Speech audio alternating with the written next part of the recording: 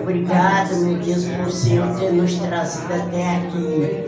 A tua serva, Senhor, precisa do Senhor todo momento, toda hora. Nós todos precisamos de Jesus. Nós não podemos fazer nada sem Jesus. Por isso que nós estamos pedindo a tua serva, meu Senhor. Espírito Santo, usa a tua serva, Senhor, dando sabedoria espiritual, abençoando a tua serva. Em nome de Jesus que eu peço essas bênçãos, Senhor, para todos sempre. Amém. Glória a Deus. Glória a Deus, aleluia.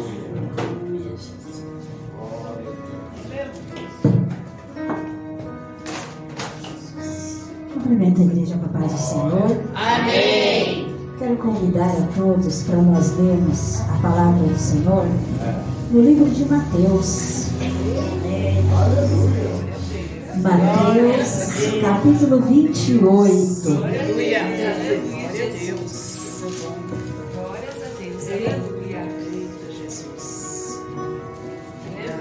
Evangelho segundo escreveu Mateus, capítulo de número 28, primeiro versículo.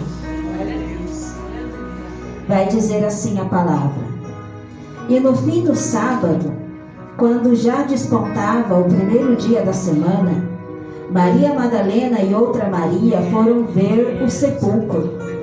E eis que houvera um grande terremoto, porque um anjo do Senhor, descendo do céu, chegou, removendo a pedra, e sentou-se sobre ela. E o seu aspecto era como um relâmpago, e o seu vestido branco como neve. E os guardas, com medo dele, ficaram muito assombrados e como mortos. Mas o anjo, respondendo, disse às mulheres: Não tenhais medo, pois eu sei que buscais a Jesus, que foi crucificado.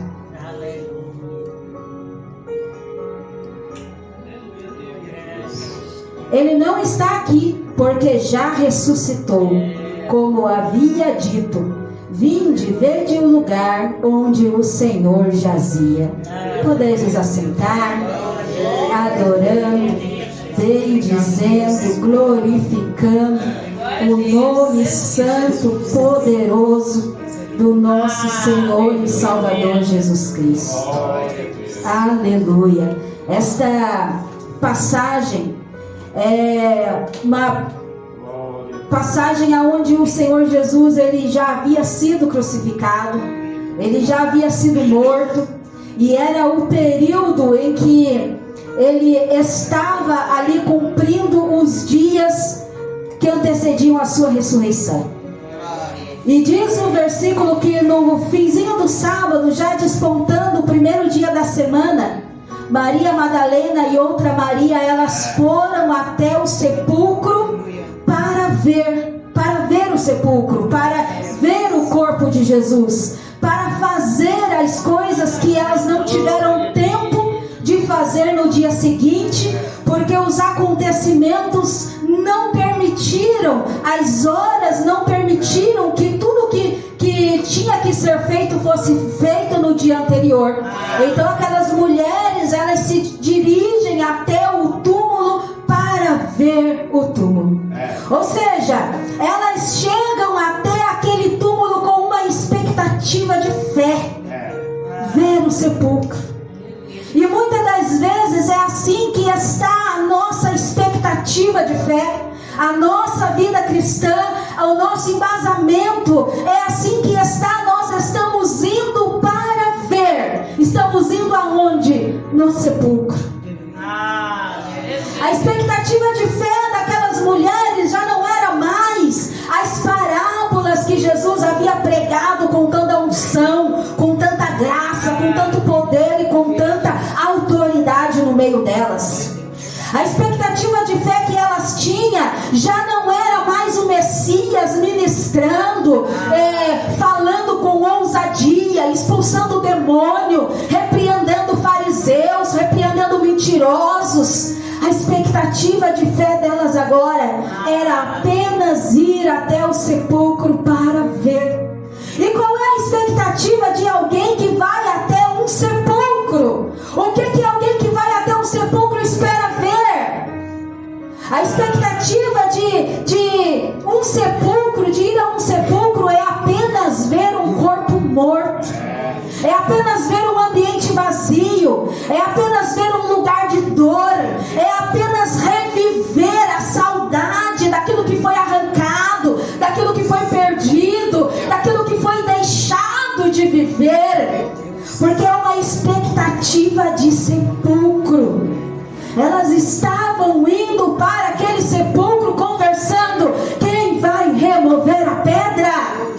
Tem um impedimento, tem uma dificuldade para ao menos fazer os preparativos do corpo do mestre. Tem uma pedra impedindo, tem uma pedra no caminho, tem uma pedra bloqueando a nossa permanência, a nossa estada com o nosso mestre. E elas vão ao meio do caminho conversando: quem vai remover? Quem poderá remover? Mas sabe o que eu acho interessante?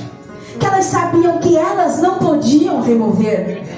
Elas sabiam que força física elas não tinham, mas elas foram a disposto de encontrar a pedra na porta, a disposto de ninguém poder ajudar. Elas decidiram: eu vou até o sepulcro. Muitas das vezes o que o Senhor quer de mim e de você é que a gente faça sem poder. A missionária estava doente, enferma, travada, mas ela disse: eu vou assim mesmo. Isso é romper as barreiras da fé, porque quem vive no mundo natural vai sempre reclamar, vai sempre murmurar, vai sempre dizer não dá. Mas quem vive no espiritual vai dizer: quem vai remover a pedra? Eu vou, e o meu mestre se responsabilizará pelo milagre. Elas não podiam, elas não conseguiam. E o mestre sabe que muitas vezes você também não pode, você também não consegue, você também não tem forças, você também não tem estrutura. Mas quando você diz: eu vou, o mestre, ele se responsabiliza pelo seu milagre.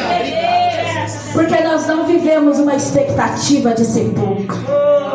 Nós não vivemos uma fé morta. Nós não vivemos por coisas aparentes. Tem que acontecer para eu acreditar. Não, o cristão ele é assim: eu acredito porque é promessa do Senhor. Não importa que é impossível, não importa que é difícil, não importa que ninguém nunca fez. O que importa é que o mestre que eu e você servimos, ele tem um padrão diferente de fé. O mestre que eu e você servimos, ele tem um padrão diferente de trabalhar na minha e na tua vida. Elas podiam estar abaladas, elas podiam estar entristecidas, sofrendo a dor do luto, mas as mensagens pregadas não foram em vão. As palavras ouvidas muitas das vezes nos montes ou nos vales não foram em vão, produziram um efeito no coração delas. O efeito era: com pedra ou sem pedra, eu vou servir ao meu Senhor. A expectativa nossa não pode estar no corpo morto. A nossa expectativa não pode estar num ritual. Eu tenho que ir lá para embalsamar o corpo, para passar especiarias, para passar as fitas e fazer isso. A nossa expectativa não pode estar em rituais, não pode estar em coisas que nós nos habituamos a fazer sem entender o sentido. A nossa expectativa, ela é uma realidade de fé que foi pregada pelo nosso Mestre Jesus.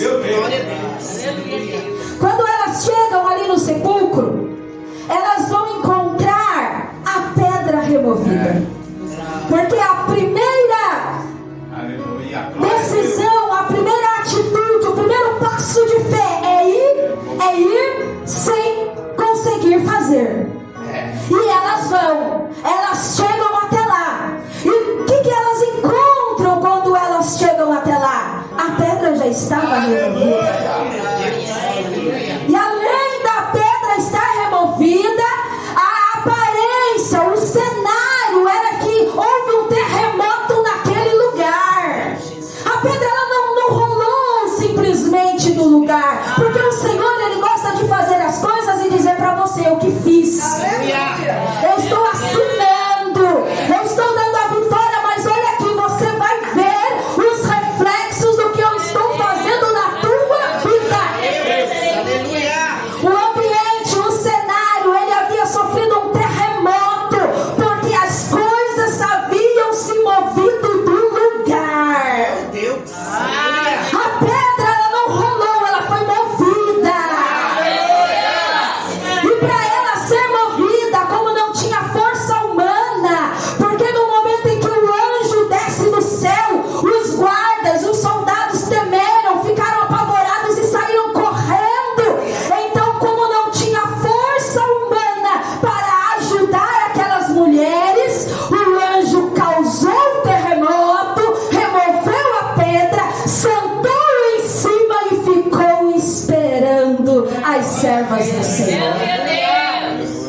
Às vezes a gente vê movimento, às vezes a gente vê reboliço, às vezes a gente vê as coisas fora do lugar e a gente acha que é prova, que é luta, que é tempestade, mas a gente não entende muitas das vezes que Deus trabalha. Ele trabalha no meio do movimento, Ele trabalha no meio de uma gravidez indesejada, Ele trabalha no meio de um terremoto. Ele tem as formas dele de trabalhar, é a assinatura do Senhor. Ele tira tudo do lugar, porque só quem pode colocar no devido lugar será Ele. Quem pode devolver a natureza de volta à sua essência, senão aquele que a removeu, senão aquele que a moveu de lugar. Então aquele anjo, ele causa aquele terremoto, ele remove a pedra que tapava a entrada, e como uma assinatura de Deus, ele senta em cima da pedra e fica esperando. Às vezes a gente não vai de medo, às vezes a gente não cumpre o ID do Senhor de vergonha, às vezes a gente fica esperando o outro ir primeiro, e o anjo já está lá sentado em cima da pedra, esperando você chegar no sepulcro. O cenário é de morte, o lugar é de morte, mas Deus já fez um reboliço, Deus já fez um terremoto, Deus já tirou a pedra, e o anjo já está lá sentado esperando aquele que receberá a bênção e a vitória do Senhor. Isso é providência divina. Isso é só Deus que pode fazer pelo crente. Isso é só o Senhor que pode realizar pela vida de alguém. Algo que era uma preocupação do coração delas, algo que estava deixando elas impacientes. Quando elas chegam lá, o anjo está sentado em cima da pedra. Às vezes a gente se preocupa tanto que esquece de olhar pelos olhos da fé. Às vezes a gente olha tanto os problemas que a gente esquece de olhar para o alto, de onde vem o nosso socorro. O meu e o teu socorro ainda é sobrenatural. O meu e o teu socorro ainda virá do Senhor, ainda virá do anjo do Senhor, ainda será enviado das nuvens para mim e para a tua vida. Porque isso é providência divina. E um dos aspectos da providência divina, relatado aqui neste versículo, é que diz que a aparência do anjo era como de um relâmpago. E o aspecto do relâmpago é a sua velocidade. Um relâmpago ele chega a 40 mil quilômetros por hora. E isso fala acerca do tempo em que o Senhor ele pode realizar as coisas na minha e na tua vida. Porque muitas das vezes a gente fica imaginando: não vai ser hoje, não vai ser esse ano, não vai ser esse mês, não vai ser nessa década. E o Senhor ele está dizendo: é como um relâmpago. A providência dele acontece no momento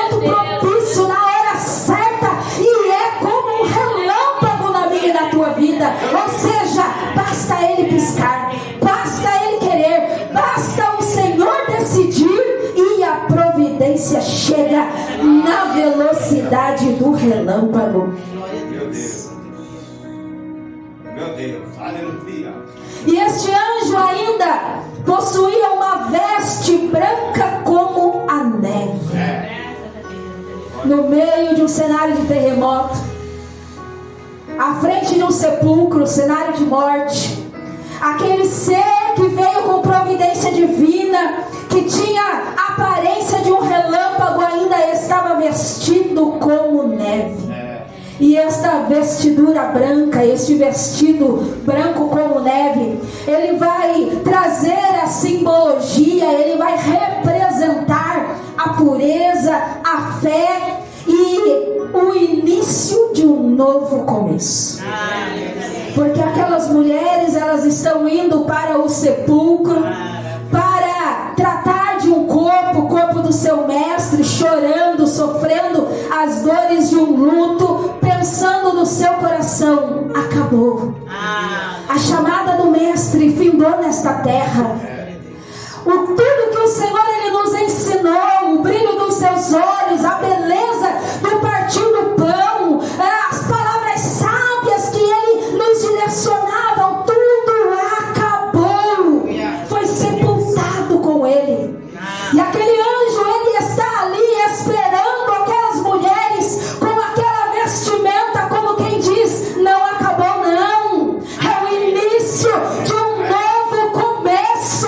Porque quando as coisas nesta terra, nossos olhos carnais, parecem que chegou ao fim, o Senhor ele coloca uma vírgula e continua escrevendo a história da minha e da tua vida, dizendo: eu tenho um novo começo para a tua vida. Eu tenho continuação para o teu ministério. Eu tenho propósito para a tua chamada. Eu tenho pureza para o teu ministério. E nós não podemos deixar o cenário nos enganar e tomarmos posse daquilo que verdadeiramente nos pertence. Aquelas mulheres, elas até temeram a presença daquele anjo, mas note que o anjo não falou com os soldados que temeram. O anjo não falou com os guardas do túmulo e eles saíram correndo. Mas com as mulheres de fé, ele fala e diz: não temais, eu sei o que vocês estão procurando. Não tenham medo, eu sei o que vocês estão procurando. Senhor, ele tem um aviso ao teu coração nesta noite: não tema. Ele sabe aquilo que você busca, ele sabe aquilo que você precisa, ele sabe aquilo que você está indo ao encontro, e ele diz para a tua vida: não tenha medo. Porque naquele túmulo Jesus não estava ali, o anjo estava, o jardineiro estava, as mulheres ali estavam, mas Jesus não estava naquele túmulo. Porque não adianta procurar o vivo entre os mortos, não adianta procurar aquele que não é no meio do que é. A expectativa das mulheres era visitar um túmulo de morte, mas Jesus já estava vivo. Ele já havia ressuscitado. Mas mesmo Jesus estando ressuscitado, vivo, o anjo ele convida: entra no túmulo e veja, ele não está aqui. Pode contempla o cenário, contempla a luta, contempla a prova, contempla a provação, contempla as dificuldades, e entenda uma coisa sobre tudo isso na tua vida: ele não está morto, ele está vivo. Ele já ressuscitou. Agora vocês vão, anuncia, conta, apazigua o coração, faz o que tem que fazer e espera o chamado do mestre, porque ele vai te procurar. Ele estará no meio de vós, ele vai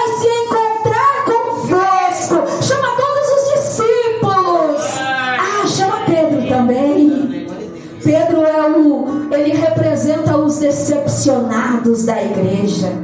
Pedro representa aqueles que decepcionaram o mestre, que queria fazer de um jeito, mas fez de outro. Aí o anjo ele diz: chama Pedro também, pode chamar todo mundo, porque já que Jesus não está morto, vai ter festa para comemorar a vida, a ressurreição, a glória, as bênçãos e as vitórias sobre as nossas vidas. Porque aonde o Senhor está, tem vida, tem festa, tem bênção e tem glória. Jesus não estava no sepulcro. No sepulcro não havia vida, no sepulcro não havia bênção, mas no sepulcro havia esperança. Porque como ele não estava ali, elas podiam continuar com a sua fé invicta, porque o mestre já havia ressuscitado. Eu e você também servimos este mestre. É um mestre vivo, é um mestre que não está morto, ele não está preso dentro de um sepulcro, ele não está com a pedra fechada sobre ele. O nosso mestre está vivo. Então não importa o tipo de luto que nós estamos passando, o tipo de dor que nós estamos enfrentando, o que nós temos que fazer é levantar a nossa cabeça ao alto e entender: o mestre está vivo. E enquanto o mestre está vivo, tem missão. Enquanto o mestre está vivo, tem condições de milagres acontecer. Enquanto o mestre está vivo, ele move os nossos corações para continuarmos fazer o seu íntimo.